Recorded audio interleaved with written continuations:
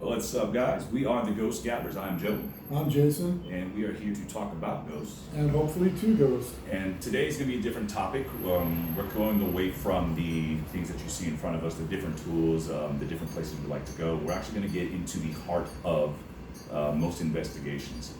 This particular one is the different types of hauntings. Wherever you go, the energy level or what potentially you bring can manifest anything that's going to be there. So there is the main four that we're looking into today. Jason will start us off. Number one is your most common one, and most of you have known and probably experienced and didn't even realize it. This was known as a residual. Basically, this is leftover energy.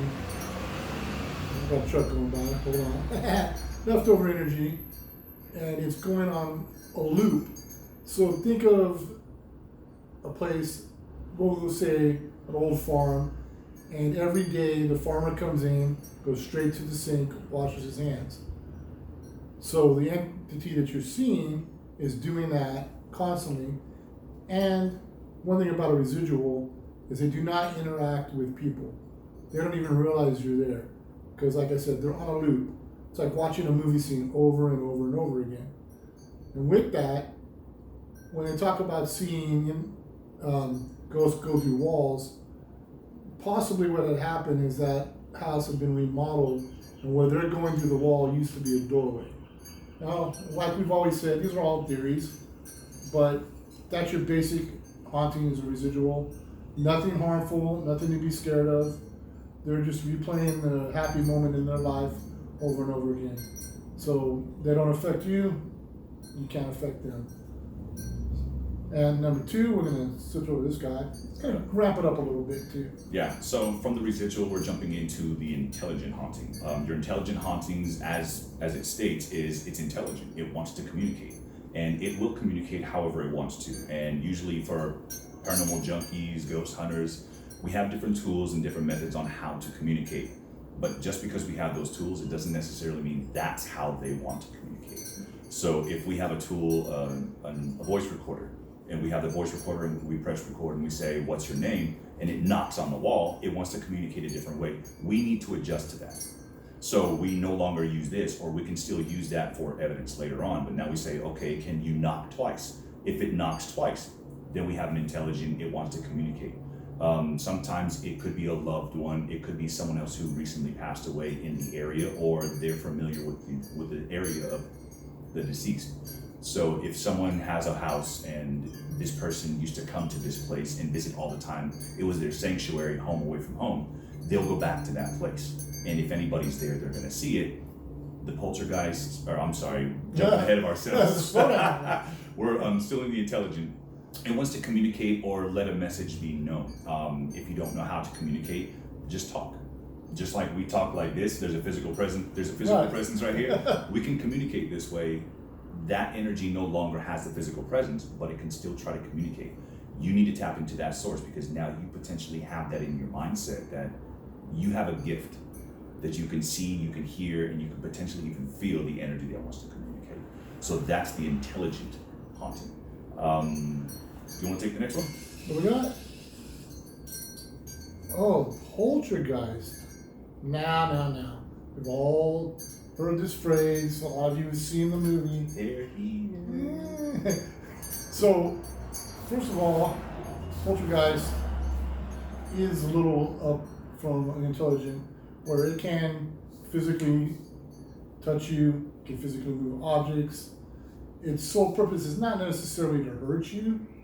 It's just their way of communicating, and they're able to manifest more energy to move objects. Some poltergeists do want to hurt you for whatever reason. In that case, maybe you should seek out professional help from a religious source. If you're not religious, find somebody who is, or find somebody. You don't even have to go to religious. You can go to a medium. You can go to psychics. You can go to people that believe in different ways of viewing it. But a poltergeist is not necessarily there to harm you. But do be aware of that. Also, another theory that we've come to learn and subscribe to is poltergeist is not necessarily an outside entity. It could be the energy that you are giving off as a person. Let's say you're just going through a super rough time and your energy is super negative. So when you come into a room, you're just projecting that throughout the whole room. That energy could be so strong that it can actually manipulate a small object and make it move, which can make you think that there's something there. Well, the way to do that is have somebody come over like us, investigate with you in the room and with you outside of the room, and see what kind of difference there is in the energy that's in there. But poltergeists are real as an outside entity. Once again, that doesn't mean they're harmful. That doesn't mean that a crazy clown is going to pull you outside into the tree or into the bed or through the TV. Or into the pool outside. Into the pool outside, because they only move the headstones. If you haven't seen the movie, check it out. The old one from the 80s. Yes, the original.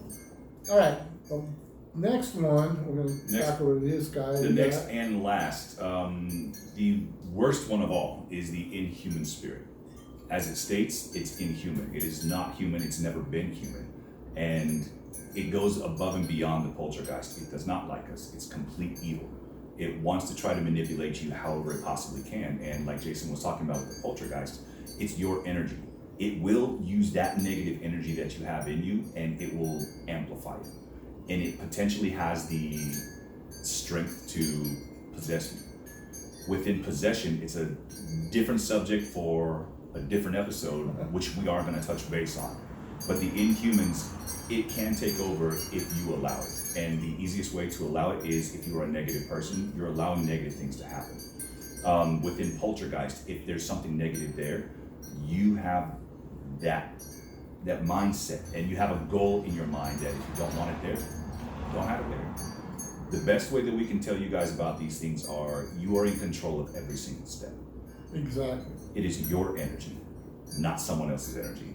You can manipulate if you want to have a good day, if you want to be a good person, you can manipulate that by what you have in your head, what you have in your heart, the people you associate with, the people that are in your group, and I even hate to say this, but your parents, your children, family, those are the most influential people friends, that you hang out with. Co-workers. Anybody. If that negative energy is around you all the time, you may not have a haunting. You may just need to circle yourself with a new Fae 5. You just need to do a self-cleansing. Soul searching is all it's about. Soul searching. So within this, these are the top 4 types of haunting. We may get some feedback about this and like, oh, there's a lot more than that. Yes, but it's kind of like saying, oh, there's 2 different colors of a spectrum. There's white and there's black, and then everything else is in the gray area. All different colors of the spectrum are going to be within What do you there. see on this dress, gray or blue? So within that, these are the top 4. If you've ever experienced any one of these, you can say, oh, I've had a residual haunting. There's nothing to be afraid of. Oh, I've dealt with an intelligence. Communicate with it. I've dealt with a poltergeist. Handle it. Handle it. I've never dealt with an inhuman. Thank you. It's something you don't want to deal with, but this is our understanding of the 4 different types of hauntings. And the inhuman one would be way beyond our realm.